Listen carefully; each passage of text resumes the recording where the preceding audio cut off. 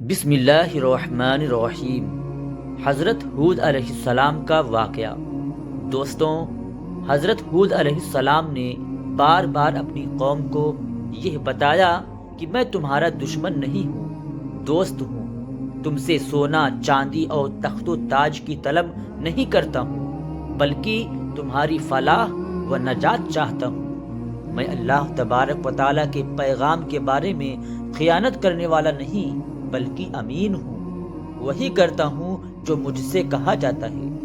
جو کچھ کہتا ہوں قوم کی سعادت اور حال و مال کی بھلائی کے لیے کہتا ہوں، بلکہ دائمی و سرمدی نجات کے لیے کہتا ہوں۔ تم کو اپنی ہی قوم کے ایک انسان پر اللہ تبارک و تعالیٰ کے پیغام نازل ہونے سے اچنبھا نہیں ہونا چاہیے، کیونکہ یہ پرانے زمانے سے اللہ تبارک و تعالیٰ کی جاری و ساری سنت ہے کہ انسانوں کی ہدایت و سعادت کے لیے انہی میں سے ایک آدمی کو چن لیتا اور اپنا رسول بنا کر اس کو خطاب کرتا ہے، اور اپنی مرضی اور نامرضی سے اس کو مرافت اپنے بندوں کو مطلع کرتا رہتا ہے۔ اور فطرت کا تقاضا بھی تو یہی ہے کہ کسی قوم کی رشد و ہدایت کے لیے ایسے آدمی ہی کو چنا جائے جو بول چال میں انہی کی طرح ہو، ان کے اخلاق اور عادتوں کا جانکار ہو، اس کی خصوصی باتوں سے آشنا اور انہی کے ساتھ زندگی گزرتا رہا ہو کہ اسی سے قوم مانوس ہو سکتی ہے، اور وہی اس کا صحیح ہادی و مشفقی بن سکتا ہے۔ عاد نے جب یہ سنا تو وہ عجیب حیرت میں پڑ گئے۔ ان کی سمجھ میں نہ آیا کہ ایک اللہ کی عبادت کا مطلب کیا ہے۔ وہ غم و غصہ میں آ گئے کہ کس طرح ہم باپ دادا کو اصنام پرستی یعنی بت پرستی کو چھوڑ دیں۔ یہ تو ہمارے باپ دادا کی سخت توہین ہے۔ ان کا غیظ و غضب بھڑک اٹھا کہ ان کو کافر اور مشرک کیوں کہا جاتا ہے، جبکہ وہ بتوں کو اللہ تبارک و تعالیٰ کے سمان اپنی شفاعت کرنے والا مانتے ہیں۔ ان کے نزدیک ہود کی بات مان لینے میں ان کے معبودوں اور بزرگوں کی توہین تھی، اور انہیں حقیر سمجھا جا رہا تھا، جن کو وہ بڑے خدا کے دربار میں اپنا وسیلہ اور شفیع مانتے تھے، اور اسی کو ان تصویروں اور مورتیوں کے لیے پوجتے تھے کہ وہ خوش ہو کر ہماری سفارش کریں گے اور اللہ تبارک و تعالیٰ کے عذاب سے نجات دلائیں گے۔ آخر کار وہ شعلوں کی طرح بھڑک اٹھے اور حضرت ہود علیہ السلام کر بگڑ کر کہنے لگے کہ تو نے ہم کو اپنے خدا کے عذاب کی دھمکی دی اور ہم کو اس سے یہ کہہ کر ڈرایا کہ میں تمہارے اوپر بڑے دن کے عذاب کے آنے سے ڈرتا ہوں کہ کہیں تم اس کے حقدار نہ ٹھہر جاؤ۔ اے ہود، اب ہم سے تیری روز روز کی نصیحتیں سنی نہیں جاتی۔ ہم ایسی نصیحت کرنے والے مہربان سے باز آئیں۔ اگر تو واقعی اپنے قول میں سچا ہے تو وہ عذاب جلد لے آ کہ ہمارا تیرا قصہ صاف ہو۔ بس لا تو ہمارے پاس اس چیز کو جس کا تو ہم سے وعدہ کرتا ہے، اگر تو واقعی سچوں میں سے ہے۔ حضرت ہود علیہ السلام نے جواب دیا کہ اگر میرے خلوص اور میری سچائی والی نصیحتوں کا یہی جواب ہے تو بسم اللہ، اور تم کو عذاب کا اگر اتنا ہی شوق ہے تو وہ بھی کچھ دور نہیں۔ بلا شبہ تمہارے پالنہار کی اور سے تم پر عذاب و غضب آ پہنچا۔ کیا تم مجھ سے ان من گڑت ناموں یعنی بتوں کے بارے میں جھگڑتے ہو جن کو تم نے اور تمہارے باپ دادوں نے گڑھ لیا ہے، کہ جس کے بارے میں تمہارے پاس خدا کی کوئی حجت نہیں؟ پاس اب تم اللہ تبارک و تعالیٰ کے عذاب کا انتظار کرو، میں بھی تمہارے ساتھ انتظار کرتا ہوں۔ حضرت ہود کی قوم پر عذاب۔ دوستوں، آخر کار اللہ تبارک و تعالیٰ کا وعدہ آ پہنچا اور غیرت حق حرکت میں آئی، اور اللہ کے عذاب نے سب سے خشک سالی کی شکل اختیار کی۔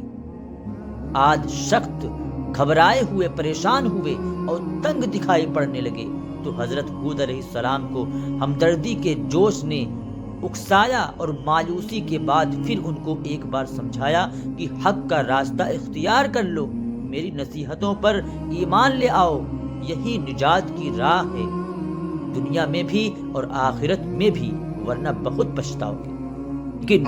لیکن بدبخت اور بدنصیب قوم پر کوئی اثر نہ ہوا، بلکہ دشمنی کئی گنا زیادہ بڑھ گئی۔ تب ہولناک عذاب نے ان کو آ گھیرا۔ 8 دن اور 7 راتیں برابر تیز و توند ہوا کے طوفان اٹھے اور ان کو اور ان کی آبادی کو تہو بالا کر کے رکھ دیا۔ ندومند اور ہیکل انسان جو اپنی جسمانی طاقتوں کے گھمنڈ میں سرمست اور سرکش بنے ہوئے تھے، اس طرح بے حس و حرکت میں پڑے نظر آتے تھے کہ جس طرح آندھی سے بھاری بھرکم پیڑ بے جان ہو کر گرتا ہے۔ الغرض ان کی ہستی کو نیست و نابود کر دیا گیا تاکہ آنے والی نسلوں کے لیے عبرت بنے اور دنیا اور آخرت کی لعنت اور عذاب ان پر مسلط کر دیا جائے، کہ وہ اسی کے حقدار تھے۔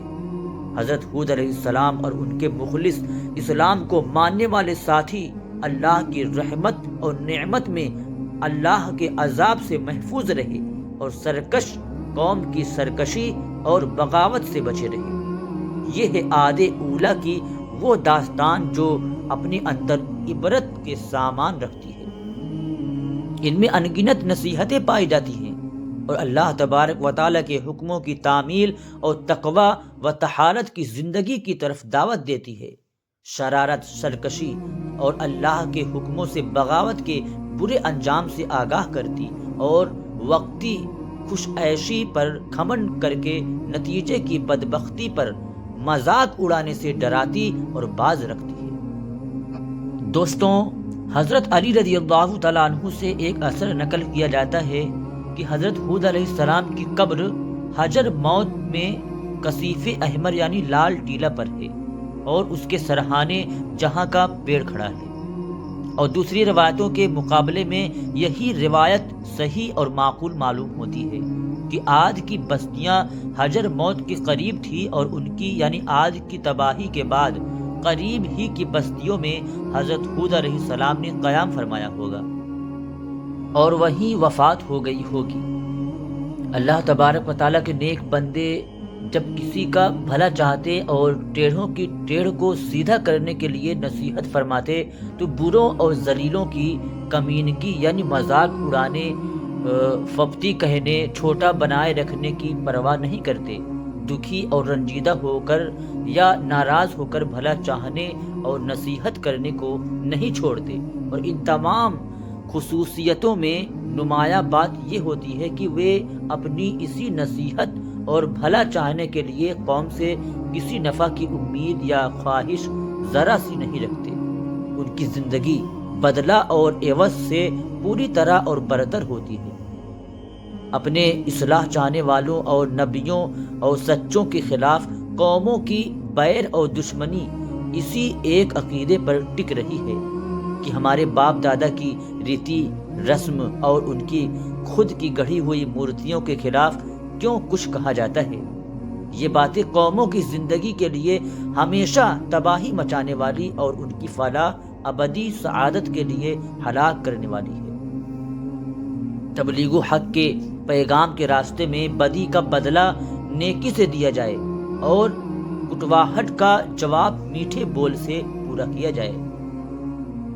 اپنی بد کرداری اور لگاتار سرکشی پر اللہ تبارک و تعالیٰ کے بنائے ہوئے قانون جزائے عمل یا پاداش عمل کو ضرور یاد دلائیں اور آنے والے برے انجام پر یقیناً تنبیہ کریں، اور یہ سچائی بار بار سامنے لائیں کہ جب کوئی قوم انتہائی سرکشی، ظلم اور بغاوت پہ تیار ہو جاتی ہے اور اس پر برابر اصرار کرتی رہتی ہے تو پھر اللہ تبارک و تعالیٰ کا غضب اس کو صفحہ عالم سے مٹا دیتا ہے اور اس کی جگہ دوسری قوم لے آتی ہے۔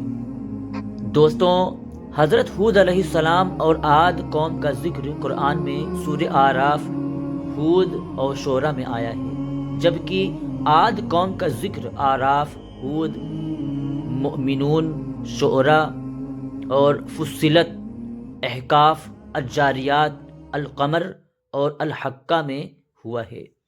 دوستوں، اگر ویڈیو اچھی لگی ہو تو ایک لائک اور کمنٹ کریں اور اسے زیادہ سے زیادہ شیئر کریں، اور مزید ایسے ہی ویڈیوز دیکھنے کے لیے ہمارے چینل کو سبسکرائب کر دیں۔